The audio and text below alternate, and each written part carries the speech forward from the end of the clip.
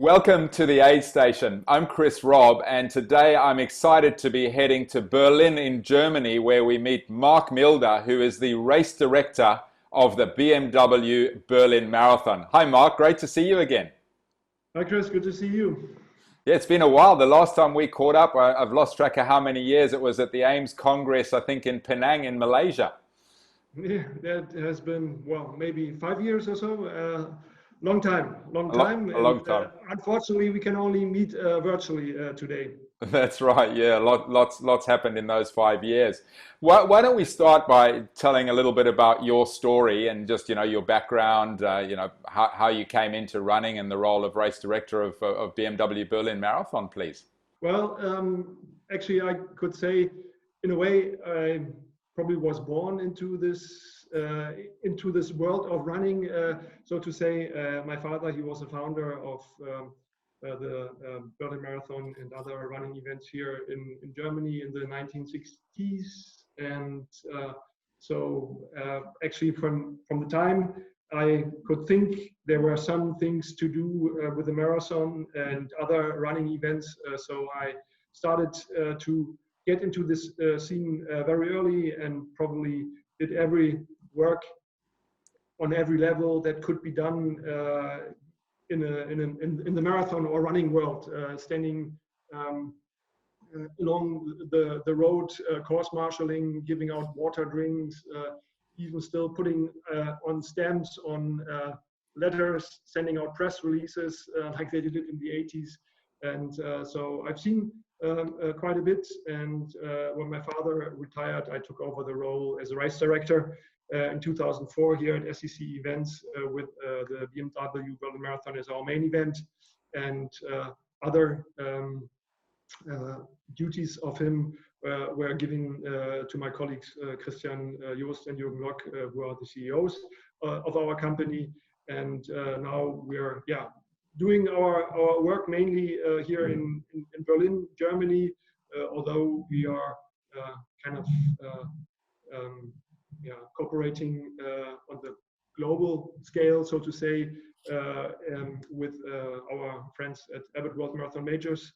And so we're close connected to the world of running, also being at AIMS and IAAF or World Athletics. Yeah, it has been an exciting journey so far for me.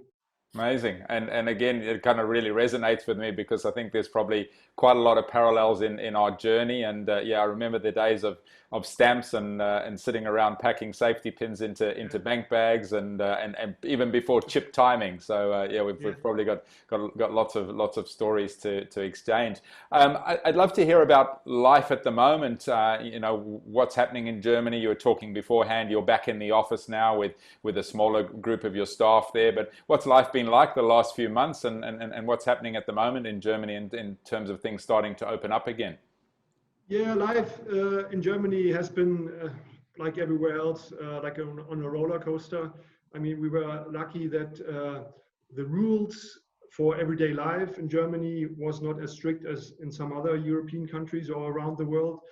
So we could still go outside and do stuff and work out.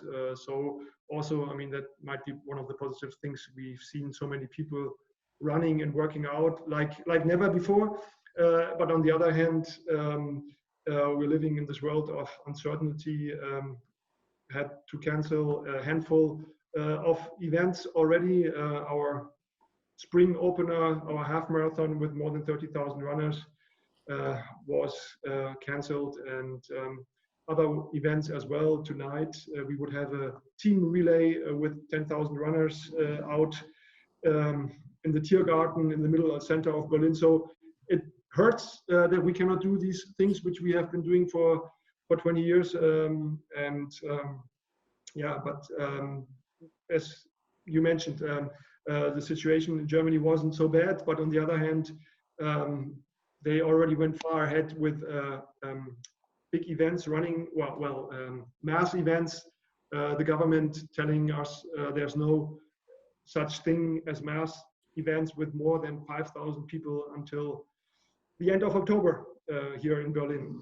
So that's a situation we have to cope with, and it seems well, we know that we can't have our race on the 28th of September this year, and we're still checking possibilities of doing it maybe at a later time, but it doesn't really look so positive.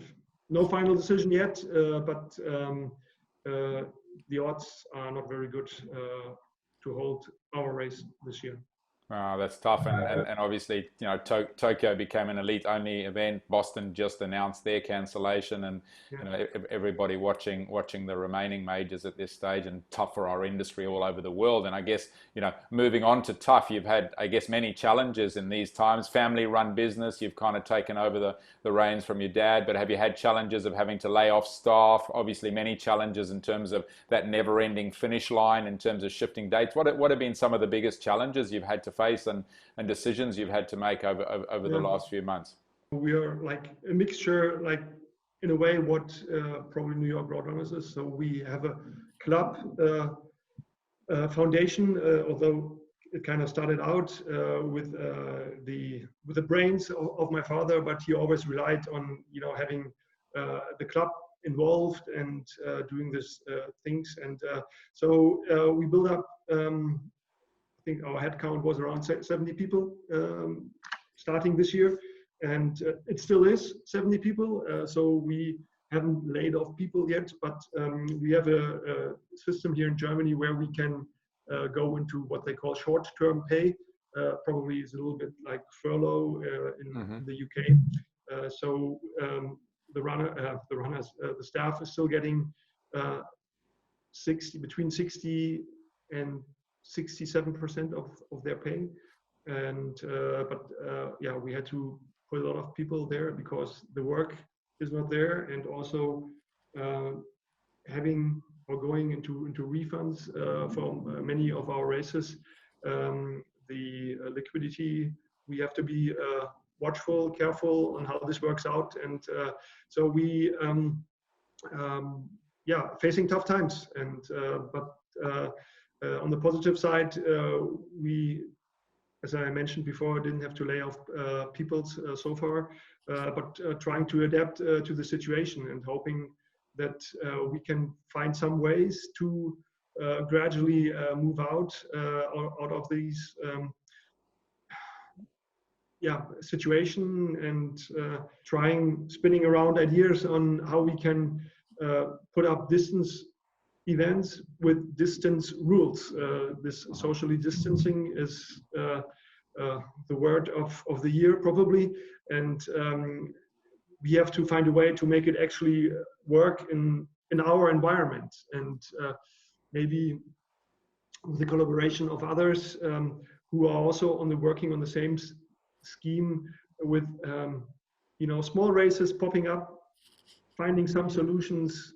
We can also take up some of their ideas and do some other stuff. For example, we will be holding sort of an elite event this Sunday. We're going to have like 4 local Berlin runners, 10 men, 10 women, and we found a way which the local government of the suburb where we're going to hold it raised their thumb. So we are in a way slowly trying to get back into the business, but obviously it seems for the big events a little bit difficult at the moment. Yeah, and that's my sense. Is, you know, one of the great things that is coming out of this is the collaboration that's happening within countries and globally. And I think, you know, one of the things, my sense, we need to do is some of these little test events to build cases and test things. Yeah. And you know, it's not going to be overnight that we're going to come back to our massive events, but hopefully it's sooner rather than later. You know, so some people are thinking, well, maybe it's 2021, but if we can have some good test cases that are successful, maybe some of these things can happen sooner. So yeah, fingers crossed for that. So, I mean, you know, there's obviously been a lot of leadership within your country in terms of what's happened in making decisions, leadership from yourself and your management team. What are some of the leadership principles that you've been following here? Are there any kind of outstanding leadership stories that you've seen in Germany generally? And are there some tips for people that are watching from some of the ways you manage leadership in a team of 70 people? Well, it has been sort of a teamwork within the company. We are, depending on how you see it, 5 to 9 people who are in the management position. So we are trying to find ways to take everyone on board and trying to be transparent as far as we can about this process, which is difficult because obviously there are some things which are developing, which cannot be shared that easily. On the other hand, it has been also, well, positive sides within the negative sides that it is pulling us a little bit more together than before, and also in a way on the global scale. I mean, it's like everyone is having these telephone conferences via internet, and there has been some exchange of information within the Abbott World Marathon Majors, of course, but also with other organizers, because we are obviously all aiming for the same thing. And it is also still not an industry as big as the football, the soccer, so it still has this family touch. We've seen each other over the years for many times, and there are so many others I've known for 10, 20, 30 years. And so we are trying to help each other. And I think these ways of cooperation, that they will last on after COVID-19 has drizzled down or faded away a little bit, that we kind of see more, that what I saw with myself, being thankful in a way for the little things, taking nothing for granted, that we have to be reflect that we have had 20, 30 good years, and that we now have to start maybe on a level lower to come back. I don't know, I don't want to say even stronger, but to catch up to where we were before. So being grounded, if for a period of time,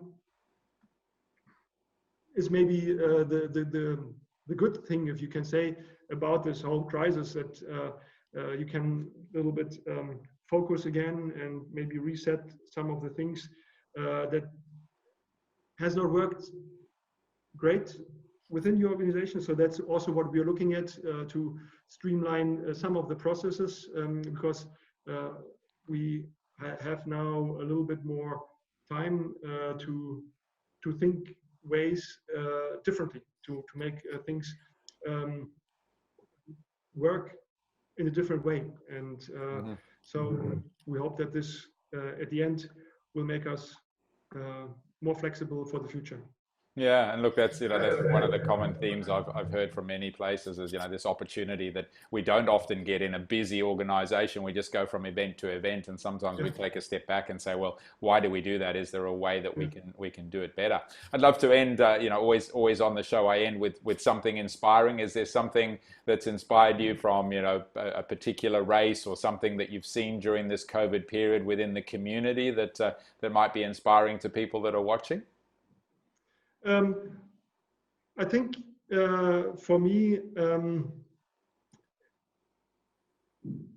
when I was talking before about this being grounded and reflecting on where we are coming from and where we might need to get back to get us up and working again, shows us also, in a way, brings back some creativity. So there were some ideas born within our organization, which in the end might help us in the future. There's nothing I can state at the moment about this, but there are some, I think, in ways we find back a little bit more of our own creativity, and which is, or hopefully will turn out to make our events better in the end, or also to create some new facets which we haven't seen already. And in a way, we are doing things also similarly. So when we kind of entered in the planning phase of this race that I was talking earlier, which is this very small race, it mirrors somehow the way that the Ingebrigtsens were doing their 5K run in Norway. And we didn't even know that they were doing this. And it's now that we are like 2 weeks later than them, but we might do it a little bit differently than what they did. But in the end, we are thinking the same way. And this kind of, hopefully the way, as we also talked earlier, that in a global world, we have to collaborate to get the best out of the whole situation, and take snippets and things from all different countries, and then I'm sure we will get it back together again, and that thousands of runners can hit the streets again, and hopefully in 2021 early enough that all of our running companies and colleagues can move on and get over this situation. Yeah, fantastic. I mean, certainly that, and the point you make there is we learn from each other, but the most important thing is if you want to inspire those runners to enjoy the situation, you have to adapt it for your local situation.